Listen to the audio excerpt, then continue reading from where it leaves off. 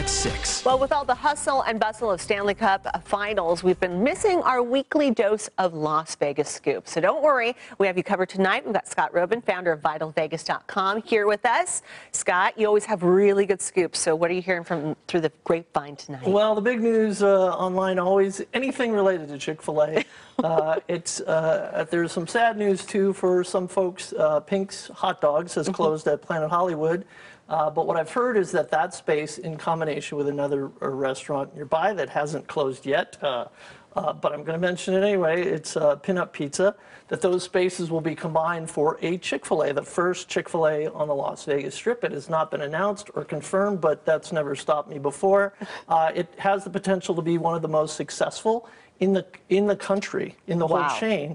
And this chain is already hugely successful, but that is just a perfect match for that brand and that restaurant.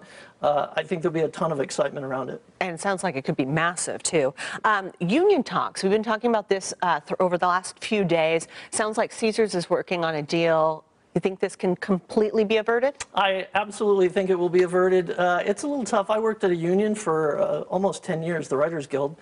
So you get to see this pattern over and over, and there's kind of a lot of posturing, and they're out there making their signs and kind of going through the motions, but Caesars has already reached a tentative deal. I think everybody else is going to get on board.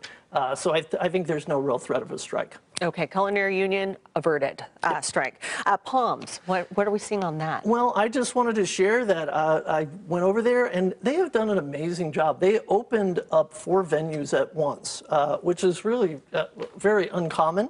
They're investing $620 million, I think, in this renovation. They opened a center bar, amazing artwork. It's a shark suspended over the bar in 3 pieces. There's a lounge, there's a nightclub, there's a new steakhouse. I think everybody should go check it out because there's just a lot of new offerings all at once, well worth another trip to the Palms. Another thing that's changing on the Strip. Okay, and Knights, too. You have another exclusive for us. You gave us those aerial shots that were so cool with the Knights logo. Now we have another exclusive. Yep, the Downtown Events Center has gotten into the great habit of doing something dramatic with their the linen on their tables. You can only see it from quite far up, but when you see it, you will recognize it, especially if you're a hockey fan. If you go up high enough, you will see the shape of the Stanley Cup. And it's actually an amazing effect, and I think people are you can't really appreciate it when you're there, but this photo and the video show it off pretty well. That they've gone to a lot of trouble to make this thing look like the Stanley Cup.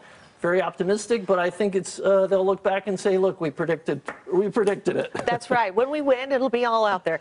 And you have one more exclusive for us really quickly. I do. This has not been announced or confirmed, but what I've heard is that the CEO of the LVCVA, Las Vegas Visitors Convention Authority, will actually be departing the organization after 45 years.